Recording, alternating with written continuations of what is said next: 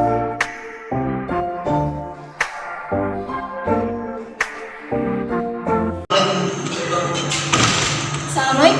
Waalaikumsalam warahmatullahi wabarakatuh. Apa kabarnya hari ini anak-anak? Alhamdulillah, luar biasa. Jadi sebelum mulai pembelajaran pada hari ini, ketua kelas mana?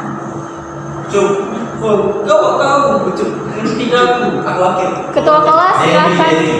Baik, dari silakan memimpin doa pada hari ini sebelum mulai pembelajaran. Baiklah, sebelum kita mulai pelajaran pada hari ini, ada baiknya kita baca doa menurut percayaan masing-masing. Baca doa mulai. Selesai. Siapa yang tidak hadir hari ini?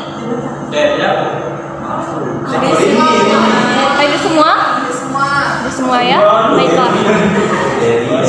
Tolong tenang ya.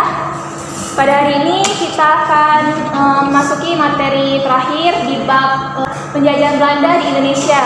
Nah, minggu kemarin kita sudah membahas mengenai dampak dari bidang politik dan ekonomi pada masa pendudukan Belanda di Indonesia.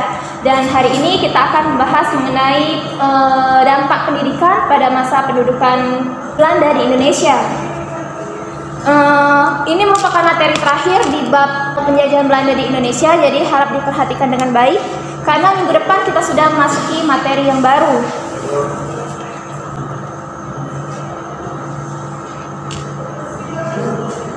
Adapun kompetensi dasar yang harus kalian capai pada materi ini yaitu menganalisis dampak politik, budaya, sosial, ekonomi, dan pendidikan pada masa penjajahan bangsa Eropa, Portugis, Spanyol, Inggris, dan Belanda dalam kehidupan bangsa Indonesia masa kini.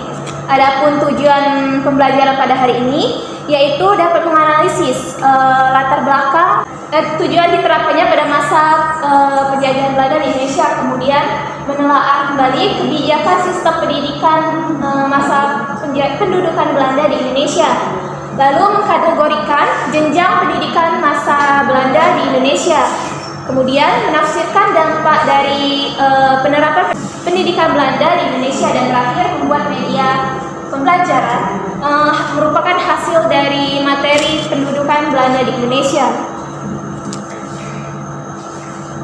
Baiklah, untuk mekanisme pembelajaran pada hari ini, yaitu Ibu akan menyampaikan PPT yang berisi gambaran secara garis besar pendidikan masa Belanda di Indonesia.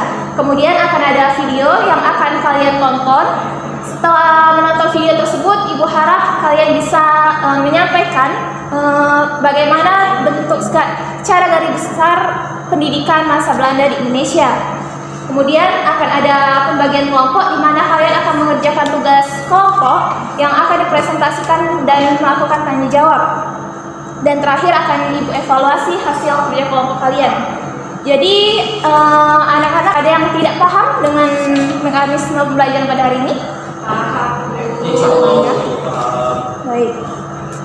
Ibu akan menampilkan PPT dan kalian silakan memberikan pendapatnya masing-masing mengenai gambar yang ada dalam PPT tersebut.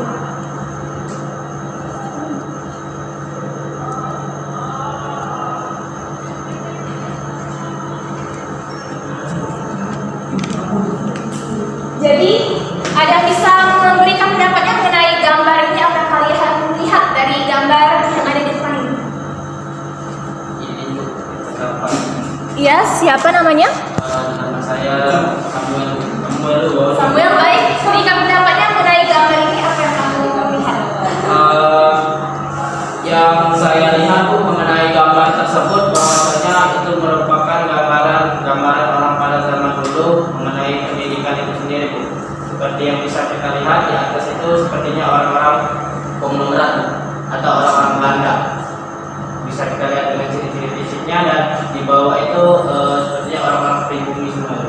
Baik, terima kasih atas pendapatnya. Tepuk tangan dulu pada saudara Samuel. Apa yang disampaikan oleh Samuel itu benar sekali. Di sini kita lihat merupakan anak-anak yang ada pada zaman dulu. Seperti yang gambar pertama itu anak-anak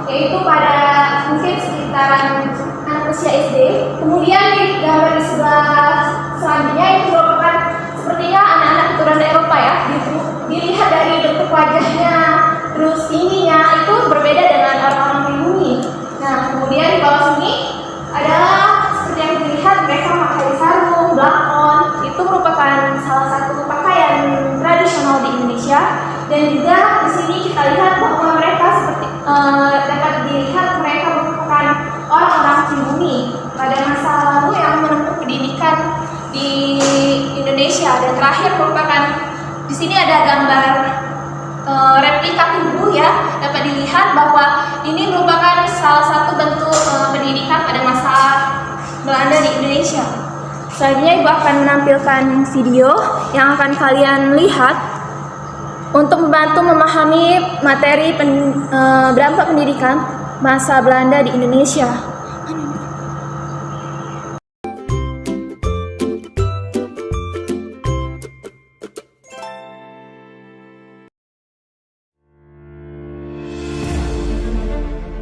Salam dan bahagia, Bapak Ibu calon guru penggerak. Video ini akan menggambarkan tentang pendidikan zaman kolonial, sekaligus menjadi pengantar bagi Anda untuk berefleksi kembali perjalanan pendidikan Indonesia dari zaman kolonial hingga saat ini.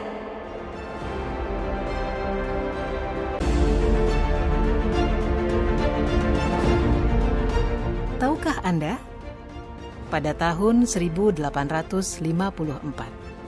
beberapa bupati menginisiasi pendirian sekolah-sekolah kabupaten, tetapi hanya untuk mendidik calon-calon pegawai.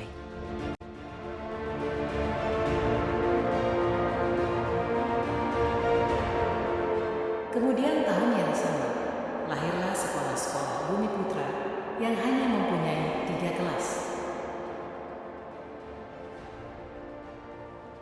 Rakyat hanya diberikan pengajaran membaca, menulis, dan berhitung seperlunya, dan hanya mendidik orang-orang pembantu dalam mendukung usaha dagang mereka.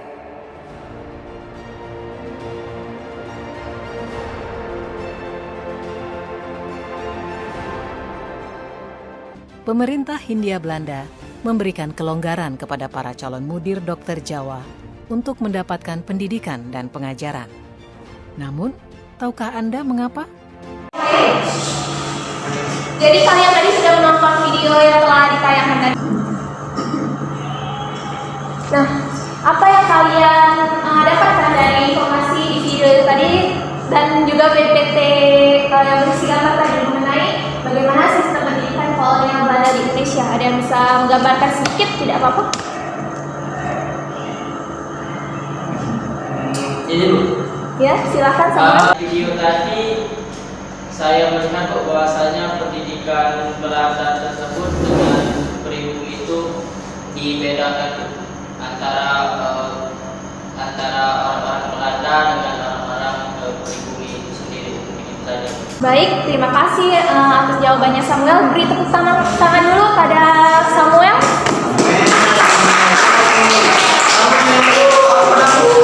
Baiklah, untuk memperdalam mengenai pendidikan pada masa Belanda di Indonesia, Ibu akan membagi kelompok menjadi 5 kelompok. Dan kalian akan mengerjakan diskusi kelompok ini dan kemudian akan presentasi di depan kelas. Ada sesi tanya jawabnya dan setelah tanya jawab akan Ibu beri evaluasi. Baik, untuk kelompoknya itu satu kelompok berisi 2 orang. Jadi di sini ada berapa orang? Jadi dibagi 5 kelompok. Tolong dicatat ya kelompoknya. Siapa sekretaris? Silakan dicatat materi kelompoknya untuk teman-temannya. Absen 1 dan 2 itu akan membahas mengenai latar belakang dan tujuan penerapan pendidikan Belanda di Indonesia. Lalu kelompok 2 itu akan membahas kebijakan sistem pendidikan Belanda di Indonesia. Kelompok 3 akan membahas mengenai tingkatan pendidikan sekolah dasar dan menengah pada masa pendidikan Belanda di Indonesia. Kelompok 4 tingkatan pendidikan sekolah kejuruan dan tinggi pada masa pendidikan Belanda di Indonesia. Dan kelompok terakhir itu mengenai dampak penerapan pendidikan Belanda di Indonesia.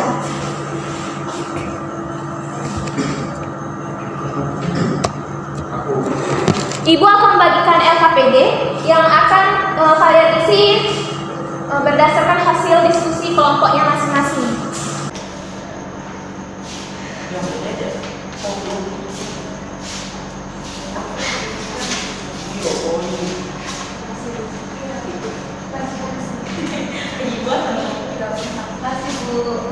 Baik, untuk kerja kelompoknya akan Ibu beri waktu Dan setelah itu Ibu akan acak siapa saja kelompok yang akan presentasi di depan kelas, jadi tidak sesuai urutannya.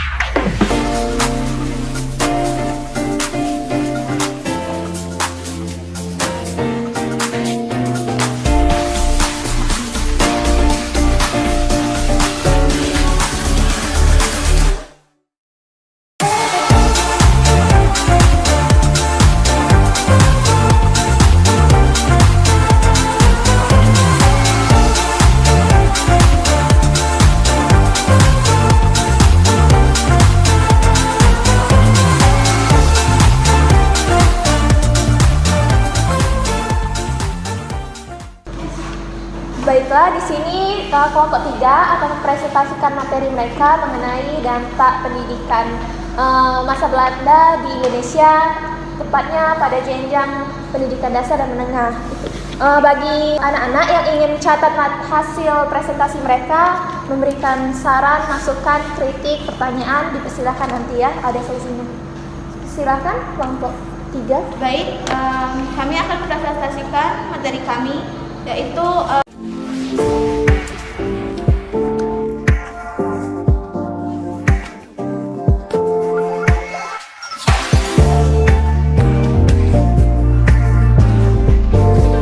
Mungkin hanya itu saja, terima kasih.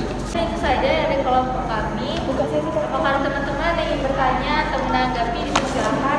Saya ingin bertanya kepada kelompok 1. Apakah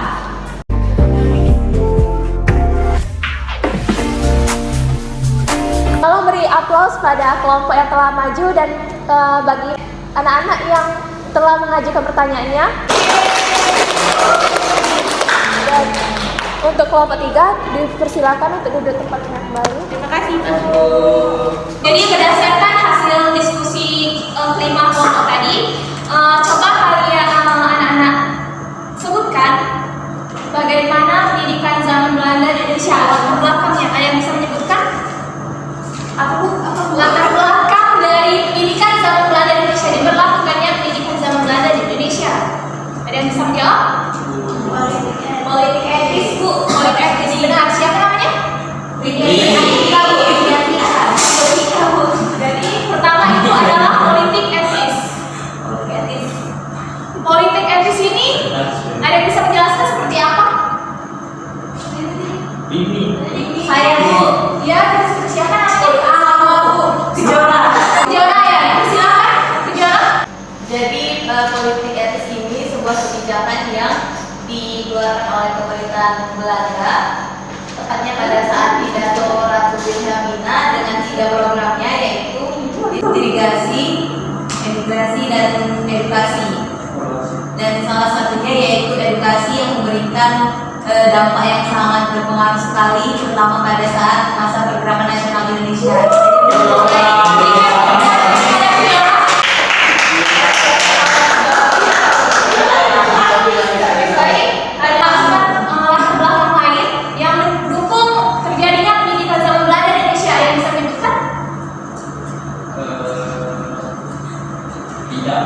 Baik, Ibu akan menjelaskan. Faktor kedua adalah karena Daus Dekker. Ngapa, Bu? Ada yang bisa menjawab? Ngapa Daus Dekker? Ya, siapa namanya? Johan. Nah, Johan, coba ungkapkan kenapa Daus Dekker? Ini berasal dari kritik pemerintahan Belanda pada masa itu. Kritik terhadap Belanda. Ada yang tahu? Kritiknya melalui apa? Buku. Buku apa? Max Havelaar. Benar, Max Havelaar. Ya, Bu. Ini, Bu. Ini, Bu. Sebentar, ada yang mau menjawab? Kemudian, ada lagi? Tidak ada? Baik, Ibu akan menjelaskan. Yang ketiga adalah karena adanya kebutuhan terhadap birokrasi pemerintahan Belanda. Jadi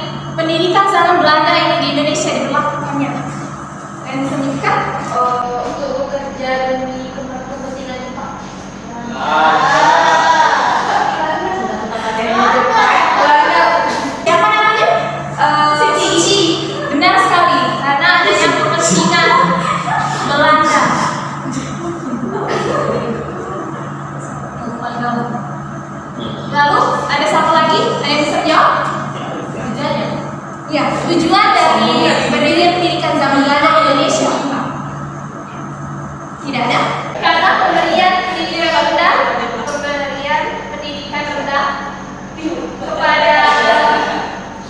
kepada pihak pribumi adalah suatu keharusan di mana Belanda ini mempunyai filosofi seperti yang diungkapkan oleh Kejora tadi, politik etis.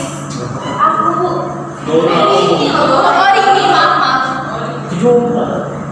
Yang ketiga yaitu kebijakan. Jadi Ibu akan langsung menjelaskan bahwa kebijakan dari pemerintah Belanda ini mengenai pendidikan zaman Belanda di Indonesia adalah jadi kebijakan dari pemerintah Belanda ini memiliki ciri-ciri yang pertama adanya gradualisme. Jadi gradualisme ini adalah suatu sifat corak atau siasat yang dibawakan oleh pihak Belanda untuk mengadakan perubahan sosial yang sangat kelak itu pada pada penduduk Indonesia. Yang kedua, ciri-ciri dari kebijakan pemerintah pendidikan zaman Belanda ini adalah dualisme, di mana adanya perbedaan yang tajam antara pendidikan untuk anak-anak Belanda dan pendidikan untuk anak-anak Indonesia. Nah, seperti yang diketahui bahwa pendidikan untuk anak-anak Belanda itu lebih diutamakan, di mana mereka bisa bersekolah tinggi sampai ke universitas. Namun untuk anak-anak pribumi itu biasanya hanya untuk mereka menerima sekolah rendah, di mana pembelajaran mereka itu lebih sedikit dan lebih dasar seperti berhitung, membaca, menggambar, itu saja. Dan yang selanjutnya itu mengenai tingkat pendidikan. Ada yang tahu tingkat pendidikan di Belanda itu apa saja? Belum, benar. Kemudian SR, sekolah dan HBS, benar sekali. Jadi untuk pendidikan dasar pada bahasa Belanda ini dibagi menjadi dua, yaitu pendidikan berbahasa Belanda dan pendidikan berbahasa Indonesia. Benar. Namun ini bukan bahasa Indonesia sih, tapi bahasa daerah. Karena pada masa itu bahasa Indonesia itu belum ada. Bahasa Belanda masih menggunakan bahasa Melayu.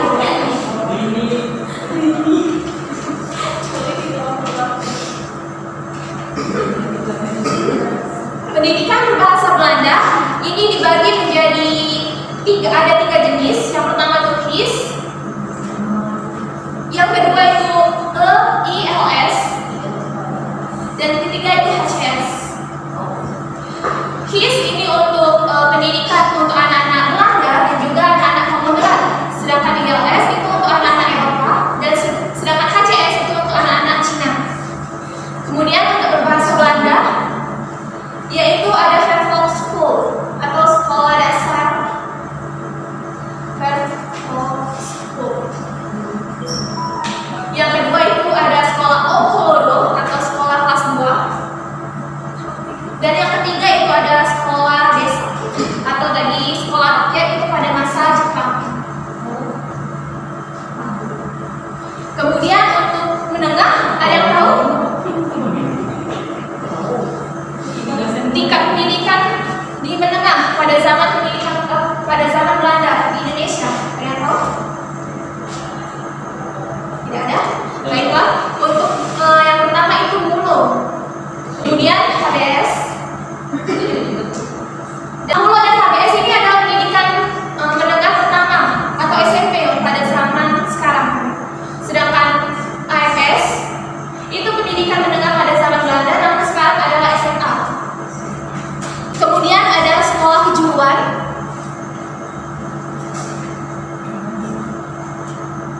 Ada yang bisa menyebutkan sekolah kejuruan apa saja? Tahu? Sofia. Koreksi sedikit, kalau Sofia itu adalah pendidikan tinggi. Kejuruan, ada yang tahu? Teknik mesin. Kalau teknik mesin itu adalah pendidikan tinggi atau universitas. Tidak ada yang tahu? Masak. Kurang tepat, ada yang lanjut?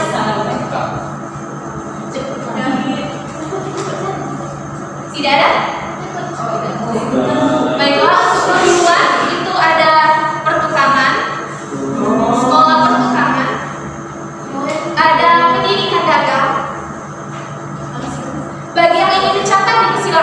Ibu. Kemudian ada pendidikan pertanian. Dan terakhir adalah pendidikan untuk wanita.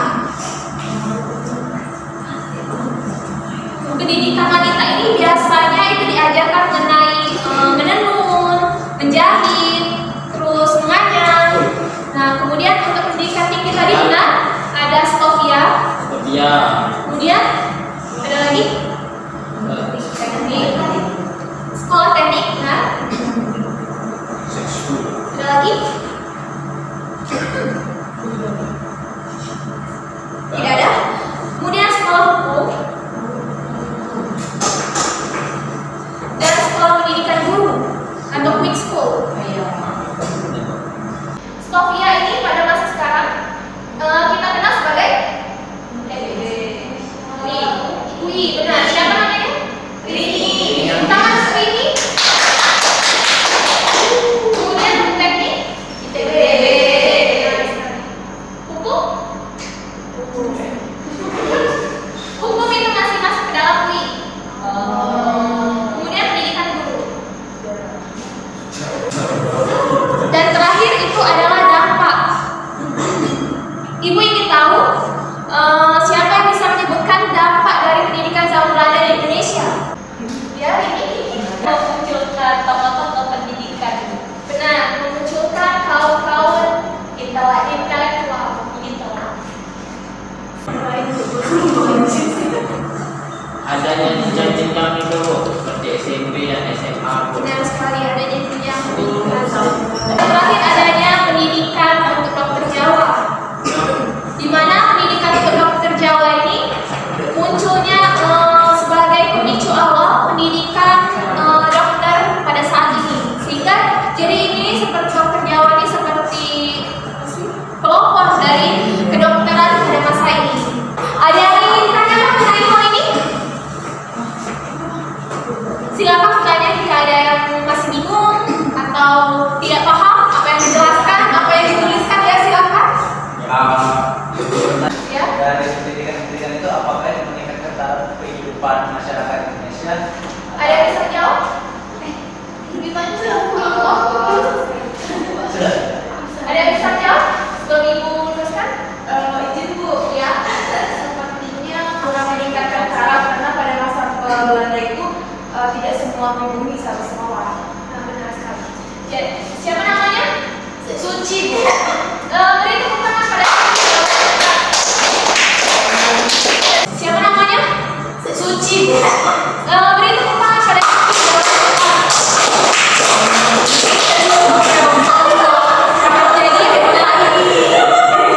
Jadi benar, alasan apakah meningkatkan taraf hidup pribumi pada saat itu bisa dikatakan tidak bisa dikatakan iya dan tidak bisa dikatakan tidak, sebab sebagian dari orang-orang pribumi itu untuk selama atas itu pasti bersekolah dan itu tentu meningkatkan taraf hidup mereka, di mana munculkan kaum intelektual. Namun untuk masyarakat kelas bawah seperti ya yang bekerja sebagai petani, dagang, itu mereka hanya mendapatkan pendidikan dasar saja, yaitu pada Telkom School, Okoloro ataupun sekolah desa. Dan bagi mereka yang tidak mampu itu tidak akan sekolah. Jadi dampak dari pendidikan zaman Belanda ini tidak seluruhnya bisa dirasakan oleh masyarakat pribumi pada masa itu. Jadi ibu akan memberikan tugas, memberikan kuis. Jadi bagi anak-anak yang bisa menjawab kuis ini akan ibu beri hadiah. Yang pertama, mengapa bahasa Belanda yang dipakai sebagai bahasa pengantar pendidikan pada masa itu? Kalian bisa jawab ya, silakan. Cukup ya sekali karena kalau menggunakan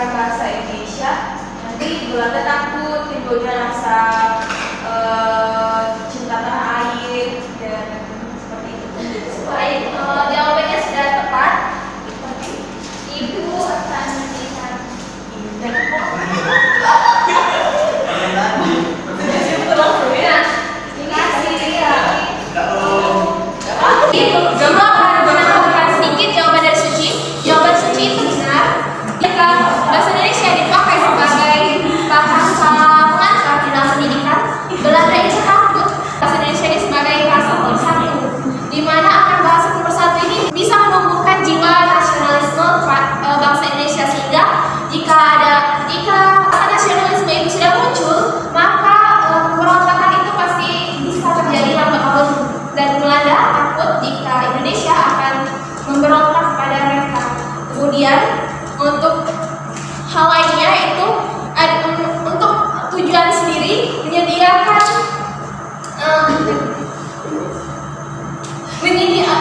sini kan ini kan kebutuhan terhadap birokrasi pemerintah. Jadi alasannya pembahasan Belanda yang dipakai sebagai bahasa Indonesia adalah karena mereka membutuhkan tenaga kerja dari Indonesia. Jika bahasa Belanda yang digunakan, maka mereka lebih mudah berkomunikasi antara Belanda dan Indonesia. Soal kedua adalah mengapa Belanda tidak mengambil pegawai non pribumi untuk dijadikan pegawai birokrasi mereka, maupun mengambil tenaga kerja dari Indonesia. Silakan. Ini Johan kan? Ya, baik, Johan. Karena kalau non pribumi itu kan mahal harus didatangkan dari Belanda langsung. Nah kalau dari pribumi itu lebih murah biayanya. Baik, pas sekali jawabannya dititipkan kepada Johan. Johan dapat jawaban tersebut dari mana? Google baca.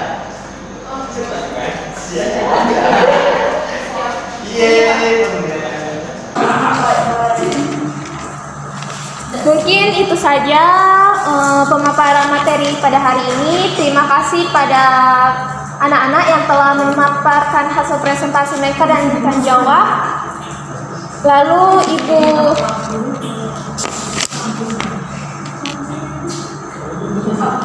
Ibu akan memberikan tugas, tolong dicatat masing-masing.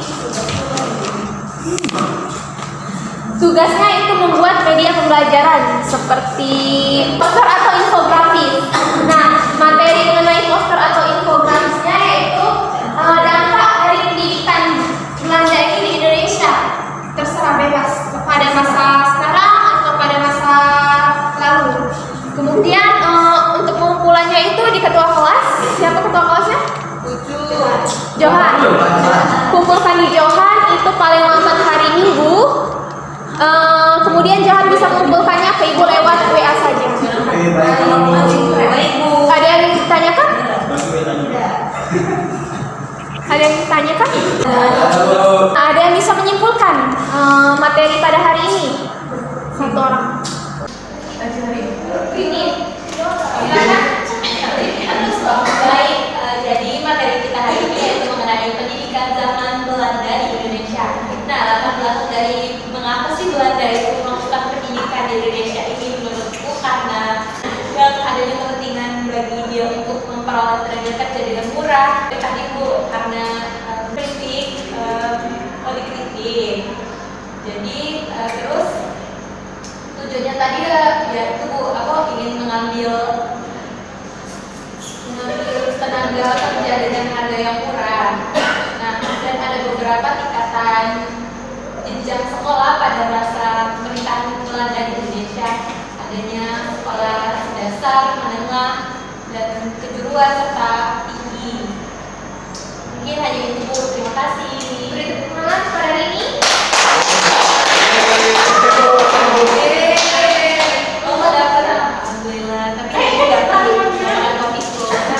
Baik, mungkin sudah jelas yang disimpulkan oleh Rini tadi itu merupakan kesimpulan dari materi pada hari ini. Minggu depan kita akan berubah materinya. Tolong dipelajari mengenai masa pendudukan Jepang di Indonesia. Ada yang ingin ditanyakan lagi? Tidak ada. Baik, Ibu akhiri pembelajaran pada hari ini. Ibu mohon maaf apabila ada salah-salah kata. Ibu akhiri, wassalamualaikum warahmatullahi wabarakatuh.